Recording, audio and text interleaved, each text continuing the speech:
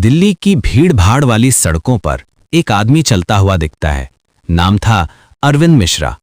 दिखने में बिल्कुल साधारण, ना कोई खास बॉडी, ना कोई स्टाइल, लेकिन उसकी आंखों में एक अजीब सी गहराई थी, जैसे वो हर चीज को स्कैन कर रहा हो। लोगों को नहीं पता था, अरविंद कोई आम इंसान नहीं था। वो था भारत की खुफिया एजेंसी का सबसे खतरनाक अंडरकवर एजेंट। एक दिन उसे कॉल आया, मिशन रेडी है, पाकिस्तान जाना होगा। उसका दिल एक पल के लिए रुका, लेकिन अगले ही पल उसने कहा, कब निकलना है? आरएडब्ल्यू के हेडक्वार्टर में उसे एक फाइल दी गई, ऑपरेशन साया। इस मिशन का मकसद था पाकिस्तान के अंदर चल रही एक गुप्त योजना का पता लगाना, जो भारत के लिए बहुत बड़ा खतरा बन सकती थी। फाइल में एक नाम बार बार लिखा था, जुबैर खान। वो एक खतरनाक आतंकी नेटवर्क का मास्टरमाइंड था। अरविंद को एक नई पहचान दी गई, नाम अली हसन, जगह कराची, काम ट्रांसपोर्ट बिजनेस। अब वो भारत का नहीं, पाकिस्तान का नागरिक था। उसने अपने सारे डॉक्यूमेंट, बोलचाल, यहां तक कि नमाज पढ़ने का तरीका भी सीख लिया। अगर एक भी गलती होती तो मौत तय थी। रात के अंधेरे में वो बॉर्डर पार करता है, हर कदम पर डर, हर आवाज पर शक, लेकिन वो कराची पहुंच जाता है। अब असली खेल शुरू होता है। अरविंद धीरे धीरे लोकल लोगों से दोस्ती करता है। वो ट्रक ड्राइवरों, गोदाम मालिकों और छोटे छोटे व्यापारियों के बीच घुल मिल जाता है। एक दिन उसे एक मौका मिलता है। एक आदमी जो जुबैर खान के नेटवर्क से जुड़ा था, उसका नाम था फैसल। अरविंद ने धीरे धीरे उससे दोस्ती बढ़ाई। फैसल को अरविंद पर शक होने लगा था। तुम कराची के लगते नहीं हो।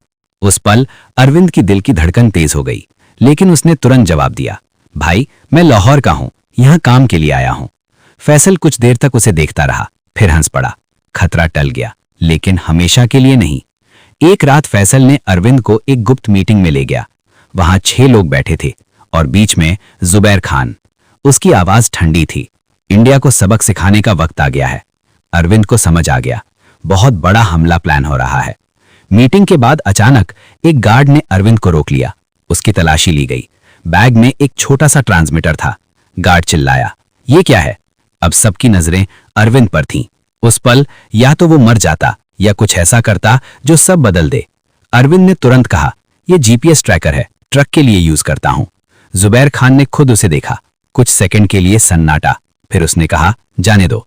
मौत एक बार फिर टल गई। उस रात अरविंद ने छुपकर मैसेज भेजा, SMS, attack planning confirmed, location Karachi, need backup. लेकिन समस्या ये थी कि नेटवर्क कमजोर था, मैसेज अधूरा ही भेजा गया। फैसल को कुछ गड़बड़ महसूस हुई। उसने अरविंद का पीछा किया और देख लिया वो छुपकर मैसेज भेज रहा था। फैसल चिल्लाया, तू इंडियन एजेंट है। अचानक चारों तरफ से लोग आ गए। गोलियां चलने लगी। अरविंद भागने लगा। कराची की गलियों में मौत उसके पीछे दौड़ रही थी। अरविंद एक ट्रक में छुप जाता है, लेकिन दुश्मन पीछा नहीं छोड़ते। चेक पोस्ट पर ट्रक रोक लिया जाता है। अब क्या होगा? जैसे ही गार्ड ट्रक खोलता है, अरविंद पीछे से निकलकर भागता है और नदी में कूद जाता है। गोलियां पानी में गिरती हैं, लेकिन वो गायब हो चुका था।